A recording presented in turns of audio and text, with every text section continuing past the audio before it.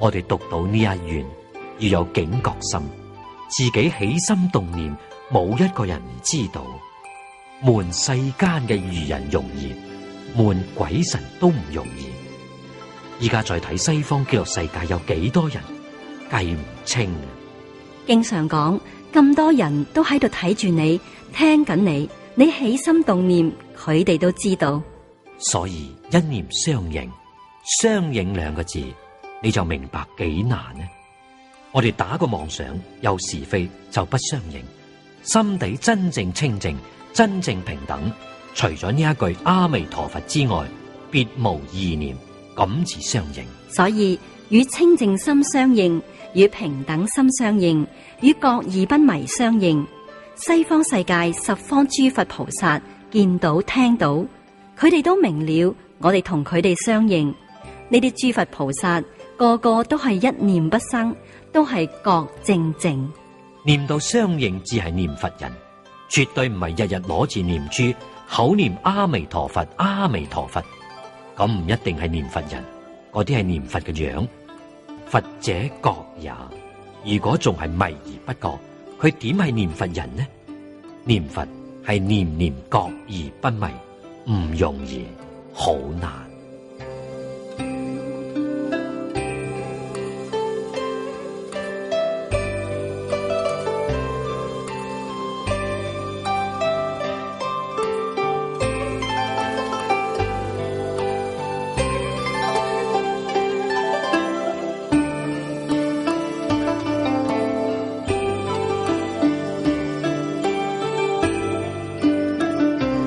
我作佛時，所有眾生生我國者，皆得神通自在，波羅蜜多。呢一段係第10神足通願，經文前邊完全相同，真係願願度眾生，盡虛空遍法界，一切眾生都係彌陀願海所攝，一個都不捨。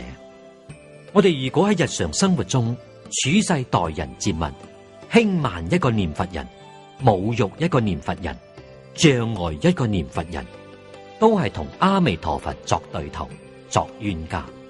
點解呢？阿彌陀佛要度呢一個人，你仲同佢作對，你能夠同阿彌陀佛相應咩？唔能夠。由經文上仔細反省檢點，我哋一生都係毛病，一生都係罪孽。從今日起要痛改前非，咁樣只能夠與彌陀大願相應。我哋嘅期望，心同阿彌陀佛嘅心，願同阿彌陀佛嘅願，解同阿彌陀佛嘅解，行同阿彌陀佛嘅行，呢啲係我哋修學嘅標準目標。我哋念念仲要同阿彌陀佛作冤家，作對頭，點能同呢？一樣亦不同。呢個罪孽就做重咗。呢一生搏命念佛，來生到邊度去呢？到阿鼻地獄去。為乜嘢去嘅？同阿彌陀佛作對頭，做此重罪。念佛念到阿鼻地獄，我過去聽到呢啲說話，嚇咗一驚，點樣諗都諗唔通。我去問李老師，老師話呢個問題好嚴重，我唔會同你一個人講，我喺講經嘅時候會同大家宣布。我係由大勢至菩薩圓通章慈雲灌頂法師嘅注解後邊睇到，念佛嘅100種果報，第一種就係念佛墮阿鼻地獄。我睇咗好唔服，念佛念得再唔好，亦唔應該墮阿鼻地獄，所以我就走去揾李老師。咁講我好難接受，我唔明了。佢以後同大家講解乜嘢原因？你同阿彌陀佛作對頭，你念阿彌陀佛，破壞別人嘅法身慧命，障礙別人呢一生唔能夠成佛，呢個罪過不得了，比殺人嘅罪過仲要重。殺人係斷人生命，斷人生命嘅罪過輕，斷人法身慧命嘅罪過重。生命斷咗，過49日就投胎，佢又得生又嚟啦。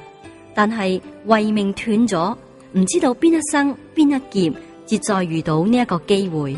所以一般人障礙人學佛，特別係障礙人念佛求生淨土，呢個罪過非常重，冇辦法講咗嗰啲人亦唔相信。王居士喺注解裏邊講得好清楚，將呢個果報特別提出嚟。佢係引十往生經上所講，嗰啲係真嘅，唔係假嘅。所以每日喺度做罪，做最重嘅罪業，自己唔知道，以為自己喺度修行，仲修得唔錯，結果修到阿鼻地獄。我如果唔講呢一部經，你哋問我亦都諗唔出嚟，我亦都唔會同你講呢啲事。所以各位時時體會相應呢兩個字。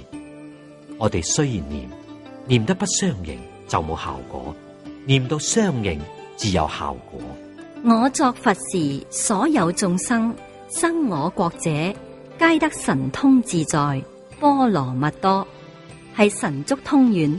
因為有呢一願，所以西方世界嘅眾生只有能力每一日去拜訪十方無量無邊嘅諸佛，供養佛嘅福報好大。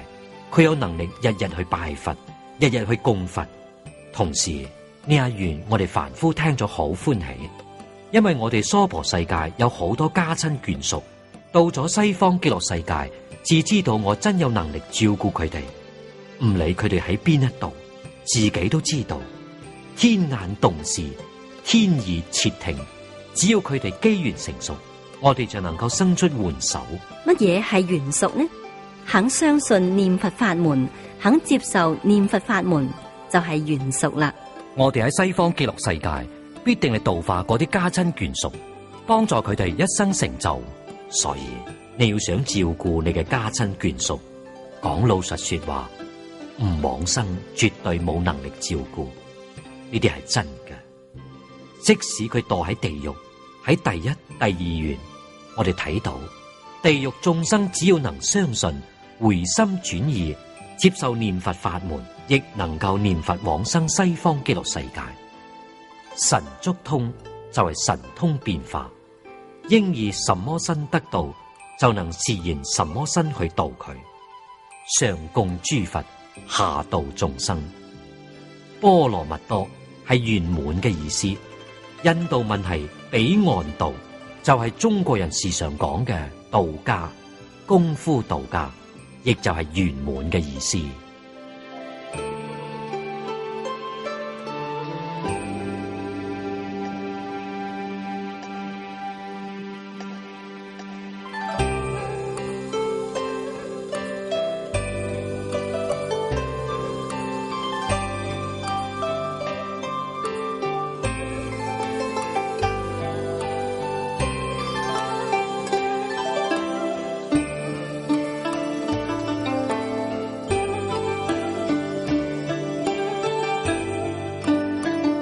於一念頃，不能超過億那由他百千佛剎，周遍循力，供養諸佛者，不取正覺。一念頃係好短嘅時間，呢一段文係第11，偏供諸佛緣。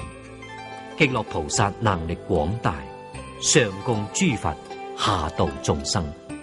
佢所遊歷嘅剎土之多，不可思議；所供養承事嘅諸佛如來，不可思議。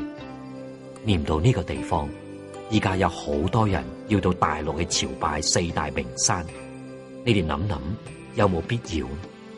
講老實話，唔單止一尊佛見唔到，連一個小乘須陀洹亦都遇唔到。睇得太多，是非就多，煩惱就多，不如喺屋企裏邊老實念佛，往生西方極樂世界，再去遊歷。等到咗西方極樂世界，再觀光旅遊。現在一心一意嘅修西方淨土，咁就啱啦。咁只係真正嘅聰明人，係正確嘅選擇。自己有能力，要幫助別人修學淨土。聽講呢一次有一批人到歐洲去觀光，一個人要用10幾萬元，10幾萬元印送無量壽經，做無量壽經嘅錄音帶結緣，可以做好多，你可以幫助好多好多人，咁錢用得有意義，玩得一身煩惱，同阿彌陀佛不相應。我作佛時，所有眾生生我國者，遠離分別，諸根寂靜。若不決定成等正覺，正大涅槃者，不取正覺。48願，我哋有細心觀察體會，自知道佢確實具足無量不可思議功德莊嚴。呢一句係喺大願嘅前邊講嘅，亦係大願嘅總綱領，說明阿彌陀佛極樂世界超勝一切諸佛國土。超勝係乜嘢地方呢？呢48條為我哋指示出嚟，佢同一切諸佛剎土唔相同嘅地方，確實佛喺一切經裏邊未曾講過。十方諸佛剎土裏邊，我哋冇聽講過咁樣嘅事情，係真實嘅不可思議功德莊嚴。明白之後，至真正了解西方世界嘅殊勝，法門嘅殊勝。我哋信心、願心真正能生得起嚟，執持名號，只能夠達到相應。一念相應，一念佛；念念相應，念念佛。前邊3段由第6願到第11願，都係細說本能嘅恢復。恢復得咁快、咁圓滿，的確令人冇辦法想象。當然係真實，唔係虛妄。呢一段係第12定成正覺願。定係決定，定成正覺就係決定成佛，生到西方極樂世界，決定成佛。願文講得好明白。我作佛時，所有眾生生我國者，所有眾生當然包括我哋在內，只要生到西方極樂世界，並冇講上品上生或者係中品以上，冇呢個字樣。換句說話講，凡聖同居土下品往生，亦包括在其中。遠離分別，就係唯識家所講嘅轉識成智。識就係分別，八識都有分別嘅作用，所以稱作識。八識有集起嘅作用，所以又稱作心，稱為八心王。往生到西方極樂世界，立刻就轉八識成四智，唔再分別一切事物，唔再分別對於一切萬物事理，點能夠知道呢？就好似《心經》介紹觀世音菩薩一樣，係照見。佢唔使分別，唔使思考，六根接觸境界就通達明了，唔使用思維，思維係第六意識，妄想、分別、執着都唔用，所以係轉八識成四智。通常我哋講呢啲係七地以上菩薩嘅境界，呢個地方係凡聖同居土下品往生，佢哋就得到呢個係超勝。諸根寂靜，係好深嘅禪定。諸根係指六根，六根寂靜。六根包括眼、耳、鼻、舌、身、意。意根係沒那識。呢一句話就係講八識都不起作用。呢啲係七地以上嘅境界。喺佛門裏邊，好似楞嚴經講嘅首楞嚴大定，華嚴經講嘅獅子糞畜三昧，喺念佛法門裏邊所講嘅理一心不亂，生到西方極樂世界就得到。若不決定成等正覺，正大涅槃者，不取正覺。往生決定成佛，正顯示彌陀本心，彌陀嘅宏願，為以一成大法，廣度無量無邊嘅眾生，幫助眾生一直契入究竟涅槃。呢個係指原教佛果。照天台家嘅講法，有四種佛：藏、空、別、圓。呢個係原教嘅佛果，一生成佛。睇呢一願，我哋就肯定古來祖師大德所講嘅說話冇錯，確實有根據。往生不退成佛，一生中就圓滿，就辦到。根據就喺呢度。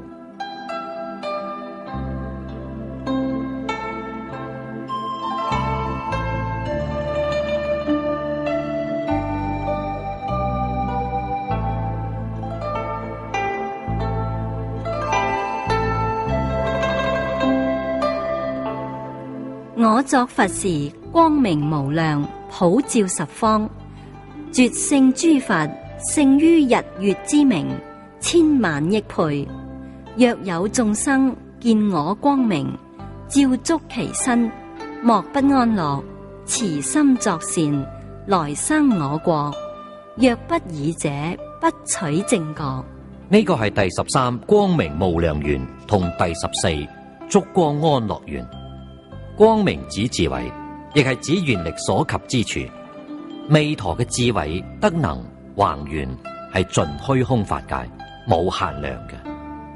世尊喺其他經論裏邊同我哋講，一般講一尊佛嘅教化區域係一個大千世界。佛經中時常講3000大千世界，3000大千世界係一個大千世界。一個大千世界點解講3000大千世界呢？3000係講呢個世界嘅結構，一個單位世界就好似我哋依家講嘅太陽系。過去一般講經嘅法師都係咁樣講，但係黃念祖居士喺《無量壽經》注解後邊，佢提出一個新嘅講法。佢話單位世界唔係太陽系，應該係銀河系。銀河系係一個單位世界，咁就太不可思議。好似咁樣1000個嘅單位世界，係一個小千世界。好似黃居士所講，就係1000個銀河系，只係佛經上講嘅小千世界。再以小千世界為單位，集合1000個小千世界，係一個中千世界。然後再以中千世界為單位，集合1000個中千世界，係一個大千世界。呢個係一尊佛嘅教化區，亦就係呢一尊佛嘅光明所及之處。喺我哋睇嚟已經不可思議。唔好講一個單位世界係一個銀河系，就係一個太陽系，亦不得了啦。一個大千世界有幾多個單位世界呢？有100億個。古人以千萬為億，照現代人以萬萬為億嚟計算，應該係10億個。如果以太陽系算一個單位世界，就係100億個太陽系。呢個係一般嘅講法。黃念老對於天文好有研究，佢嘅講法銀河系至此，咁就更大，大到冇辦法想象。我哋今日科技好發達，用最高倍天文望遠鏡，仲探測唔到小千世界嘅邊緣，中千、大千就更加唔使講啦。阿彌陀佛嘅光明、願力、德能冇界限、冇邊際，光明無量，普照十方，盡虛空遍法界，一切諸佛剎土都係彌陀嘅教區。我哋能夠相信嗎？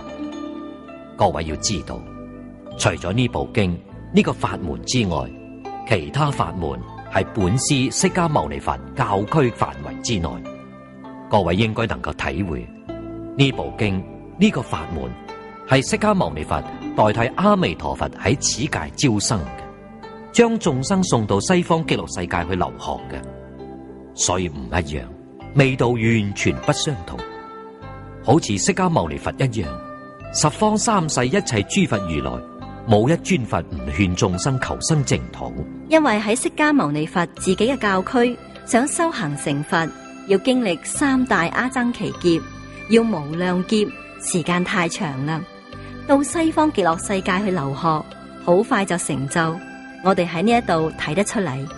所以佛嘅光明無量，絕勝諸佛，勝係超勝，勝於日月之明，千萬億倍。底下兩句係比喻，我哋呢個世間光明最大嘅係太陽、月亮，呢啲係形容彌陀嘅智慧光明，遠遠嘅超過日月之明，千萬億倍。第14願講：若有眾生見我光明，就係見光。彌陀嘅光明咁殊勝偉大，我哋點解見唔到呢？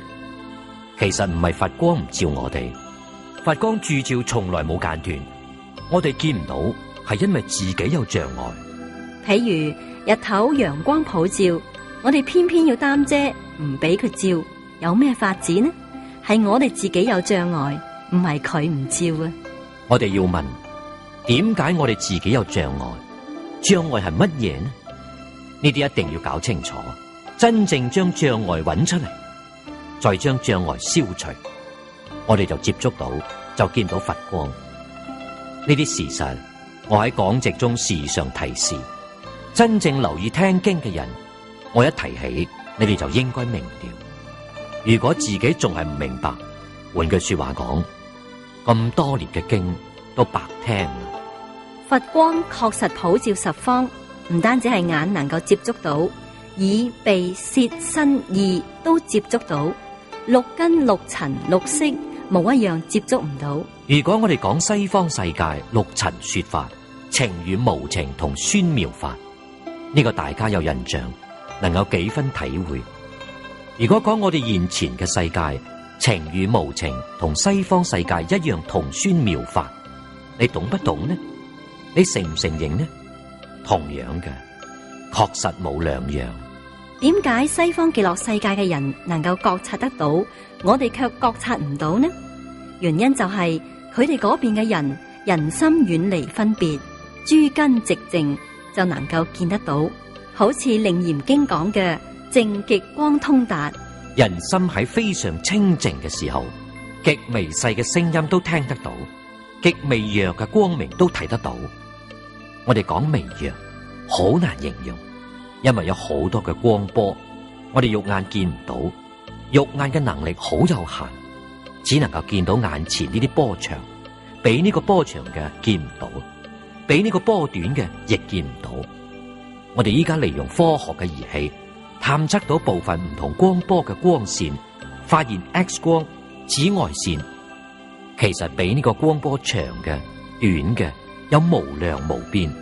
我哋科學儀器仲冇辦法探測到。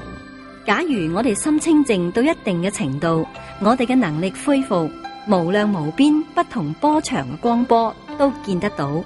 呢個世界就唔係呢一個樣噶啦，立刻就變啦。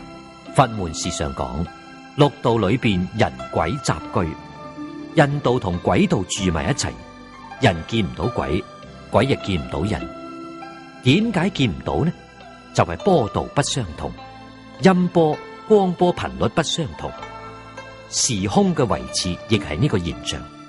佢哋見唔到我哋，我哋亦見唔到佢哋。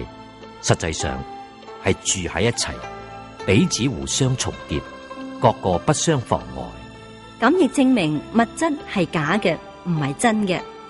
金剛經上講，凡所有相，皆是虛妄。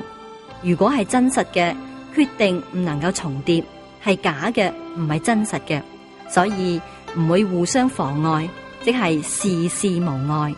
由呢啲科學發現嘅層面嚟觀察，佛經講嘅不無道理。如果再講得粗淺一啲，經典所在之處，經典放光，我哋見唔到，佢確實放光。讀誦嘅時候，我哋能聽到，就係呢個光波嘅現象比較接近我哋嘅頻率，講解就更加接近。我哋聽咗之後，啟發心底光明。由此可知，此地所講嘅光，唔單止係肉眼見到嘅，六根所接觸嘅都用呢一個字嚟作代表。換句說話講，凡係啟發我哋心智嘅，都稱為佛光。眼所見嘅、耳所聽嘅、身所接觸嘅、意所想嘅，觸動宿根、破迷開悟，都係光波。所以禪宗參禪嘅人見到飛花落葉，佢能夠開悟，就係佛光，亦即係光波觸動咗佢嘅宿緣。聽人唱歌亦都能夠開悟，因為係耳接觸佛光，亦即係音波。希望各位由呢啲地方去體會，咁就係見我光明照足其身。喺本經確實係好講得多。黑實而論，就係阿彌陀佛48願嘅光明，願願都幫助眾生破迷開悟，幫助眾生快速成佛。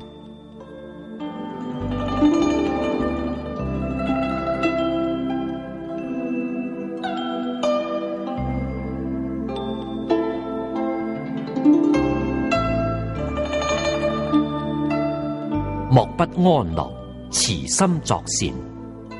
呢個係接觸佛光現前所得嘅利益，所以人哋問學佛有乜嘢好處呢？你哋講唔出嚟，點樣能勸人學佛？學佛嘅好處喺邊度呢？將來能往生西方極樂世界。將來嘅事情佢冇見到，邊個相信？佢諗你哋係迷信。如果依家就得好處，佢就會向你請教。而家得乜嘢好處呢？得到快樂。佢哋生活得好苦，我哋生活得好快樂，咁就唔一樣啦。學佛就係離苦得樂，冇學佛心不安，學佛之後心就安啦。禪宗達摩祖師到中國嚟嘅時候，慧可禪師就係學佛學咗好多年，心仲不安。聽講印度嚟咗一位高僧，就去向佢請教。冬天落雪，佢企喺雪地致敬，睇到大師唔理會佢，最後攞刀將自己嘅手臂斬咗一隻落嚟，去供養達摩祖師。達摩睇到咁嘅樣就問：你何苦嚟？你點解咁樣做？佢講：我嘅心不安，求大師為我安心。心不安好苦，雖然好苦，凡夫仲冇覺察到，仲不想求安心。慧可好了不起，慧可知道心不安好苦，佢去求點樣安心，呢一點就比我哋高明啦。我哋心不安，仲唔知道點樣求安心。達摩祖師一伸手，你將心攞嚟，我替你安。依家好多地方塑造達摩祖師像，撐大眼，手伸住，就係叫慧可你攞心嚟，我替你安。呢個就係佛光普照。慧可大師聞說回光返照，覓心了不可得。達摩祖師講：語語安心境，我替你安心安好啦。佢喺呢一句話中大徹大悟，心安啦。心喺邊度都揾唔到，仲有乜嘢安唔安？可見日日覺得心不安，嗰啲係妄想執着。呢一下覓心了不可得，妄想斷咗，心就安啦。所以學佛求嘅係心安，道理明白，心就安。心安理得，理得心安。理係乜嘢呢？宇宙人生嘅真相。人生係自己嘅生活，宇宙係我哋生活嘅環境，就係自己同自己生活環境嘅真相搞清楚啦，唔再胡思亂想，心定心安，安咗就快樂。所以安樂，安係因，樂就係果。你心不安，由邊嚟嘅快樂呢？但係我哋要追究一下，我哋希望得到快樂，明白樂係由安得嚟嘅。安由邊度得嚟呢？我哋今日確實不安，點樣至能夠得到安？安之因係平，平安。此心不平，不平點樣能安？點樣至心平？平嘅因係和，和平。大家不和點會平？現在的人日日打交，冇辦法。不和就不平，不平就不安，不安就無樂。上一個字係因，下一個字係果。佛教我哋修六和敬，修六和心就平，平至能夠得身心安樂。呢個係學佛嘅好處，真實嘅受用。特別係喺無量壽經中，無量壽經嘅好處係性、相、事、理，面面都講到，簡單扼要。經文將真相都講透啦。從此之後，佢嘅生活、處世、待人、接物、工作，一定係慈心作善。佢嘅心清淨、平等、慈悲，思想、見解、作為，一定係利益眾生嘅。呢啲係善。佛法講嘅善惡，凡係利益自己嘅都係惡，利益別人嘅只係善。點解講利益自己係惡？眾生之所以不能作佛，有兩大障礙。障礙你不能成佛，障礙你不能明心見性，甚至於障礙你不能開悟。再講得粗淺一啲，障礙你嘅正覺，一日到晚迷惑顛倒。第一個大障礙我執，第二個大障礙法執。起心動念都想住自己嘅利益，我執日日增長，點樣能夠成就呢？唔單止成佛冇份，正阿羅漢亦都冇份。點解稱阿羅漢？就係我執斷咗，至證得阿羅漢果；法執斷咗就成佛。所以佛冇其他嘅，破執着啫。因此佛教我哋嘅方法係起心動念諗別人，唔好諗自己。不知不覺自己冇咗，我執就破啦。呢個就係覺，就係善。念念都諗到自己，我執增長。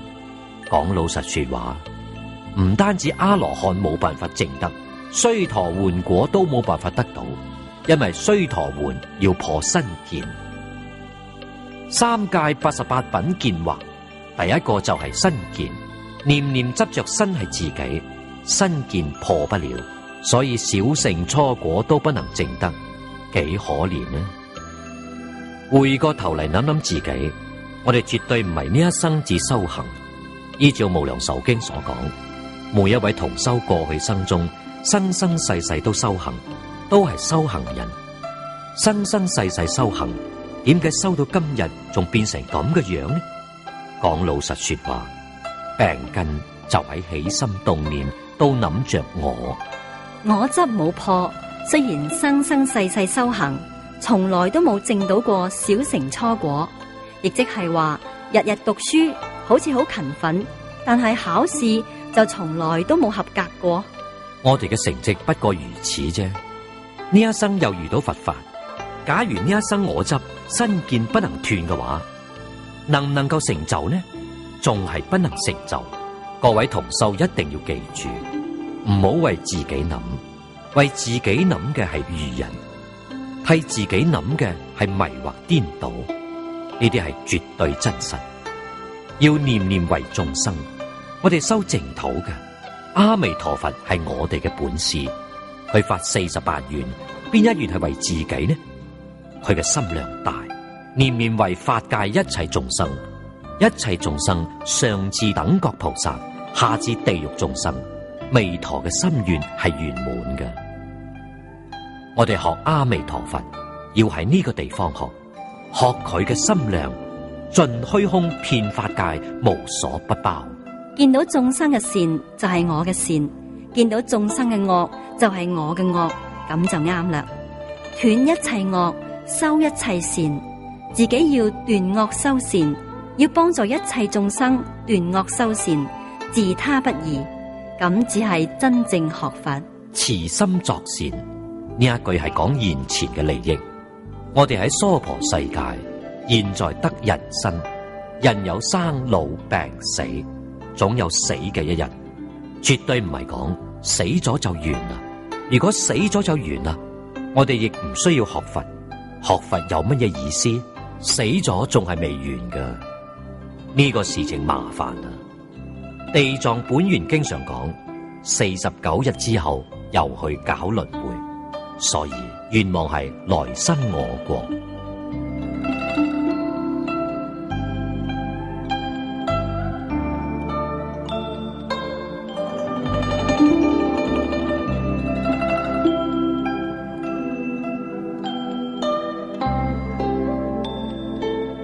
我時常喺講席中同大家講，除咗往生極樂世界，都免不了生死。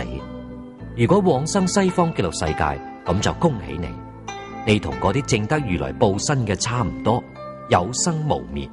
我哋呢一生真嘅有生，有冇死呢？冇死，生死了啦。點解話冇死呢？因為你生西方極樂世界係活住去嘅，唔係死咗至去嘅。下品往生嘅人亦都係活住去嘅。雖然有啲病得好重，佛嚟接引，佢見到想同你哋講，但冇氣力講唔出嚟，嘴喺度喐緊，但係冇聲音，唔知道佢講啲乜嘢。或者佢話見到佛啦，佛嚟接引我跟佢去啦。佢向大家辭行，但係講唔出聲音嚟。中國人講五福，五福最重要嘅就係好死，死嘅時候清楚明白，不迷惑，不顛倒。好死必定係好生。一個人臨終神志清楚，你諗佢會去到三惡道變畜生、變餓鬼、墮地獄嗎？絕對不可能。凡係投胎到畜生道、餓鬼道、地獄道，都係糊裏糊塗去嘅，迷惑顛倒去嘅。頭腦清醒嘅人絕對唔去，所以修福好重要。有福報嘅人走得好好，即使唔能夠往生，人天兩道決定係靠得住嘅，唔會墮三惡道。念佛有福報嘅人，臨終嘅時候清楚，福報大嘅人唔會生病，自己知道邊一日會走，預知時至，仲可以開個往生大會，呢個係真實不虛嘅。以前台北市嘅李濟華老居士往生，等於開往生大會。龍江街蓮友念佛團嘅創辦人李老居士往生嘅時候已經80幾歲，佢喺1個月之前就知道自己邊一日走，所以先去同佢嘅親戚朋友辭行，見最後一面。佢嘅兒女都喺外國，喺台灣就係老夫妻2個。走嘅嗰一日係念佛團定期共修，佢去參加共修會。嗰日夫婦2個人就坐3輪車到念佛團嘅路上，佢同太太講：我如果要去西方極樂世界，你一個人會唔會感到寂寞？佢太太並唔知道佢當日往生，就答應啦。你能夠往生就太好啦，唔使牽掛我噶。呢啲係佢太太同意咗。到咗念佛團參加念佛會，念佛嘅當中有開示，老居士輪流講。嗰一日係輪到魏老，我哋都認識嘅。佢同魏老商量，我要同你換一換。今日我講，當然魏老尊重佢，就同佢換啦。通常開示都係半小時，佢老人家一上台，滔滔不絕嘅講咗1個半小時。講完之後，同大家講，我要翻去啦。大眾以為佢80幾歲講1個半鐘好攰，要翻屋企休息。點知道佢落咗講台，講台旁邊有個小客廳，佢喺梳化上一坐就往生。你哋諗下，走之前聲音橫亮，講1個半鐘頭，係活住走嘅，唔係死咗走嘅，清清楚楚，預知時至。依家舊金山嘅金老太太徐醒文老居士當時都在場，親眼見到嘅。念佛往生係不死嘅法門，唔單止不死，我時常同各位同修講，喺言前念佛法門令你不老、不病、不死，呢啲好處你要唔要呢？外國人聽我講呢啲好處，佢哋都大聲講，我哋都要，要就要好好嘅嚟學，認真嘅嚟學。我跟李炳南老居士嘅時候，老居士70幾歲，睇起嚟亦不過似40幾歲嘅樣，90幾歲嘅時候仲係耳聰目明，手腳靈活。到95歲，佢都唔需要人照顧。最後嘅2年，因為食嘢中毒，身體衰弱。講實在嘅，佢食嘢中毒好冤枉嘅。佢老人家知道食物有毒，人哋做麵條嚟供養佢，麵條放嘅時間耐啦，尤其係乾麵條啊，防腐劑本來就好多，放耐咗就有毒。佢本人知道，但係佢向來有一個習慣嘅，人哋做嘢俾佢食，佢一定要當住人哋嘅面食，令做嘅人心裏歡喜。就係呢一點害咗自己。嗰一次佢亦係當住人哋嘅面食，食完之後翻嚟就用解藥。佢係好高明嘅中醫，第一次用解藥好有效嘅化解咗。呢啲係佢老人家同我講嘅。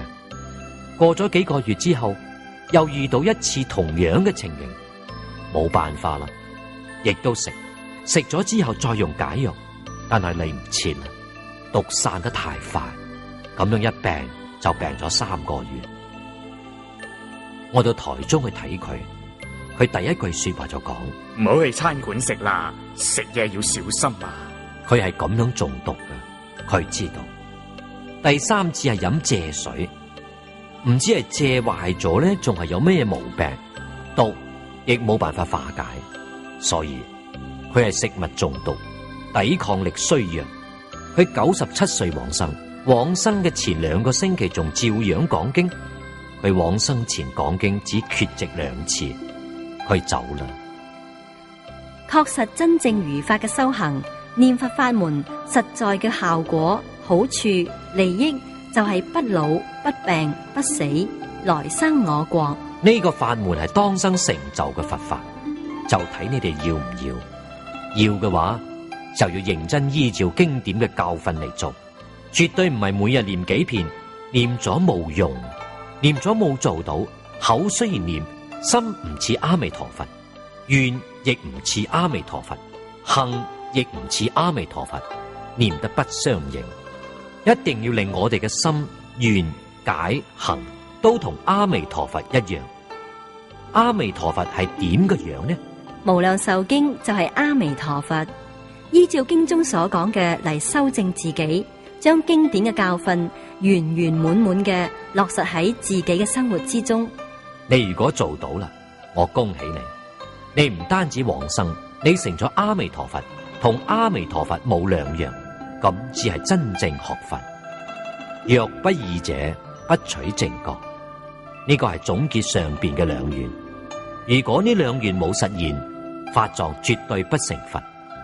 我哋知道法藏已經成佛10劫，由此可知，此願係圓滿咗。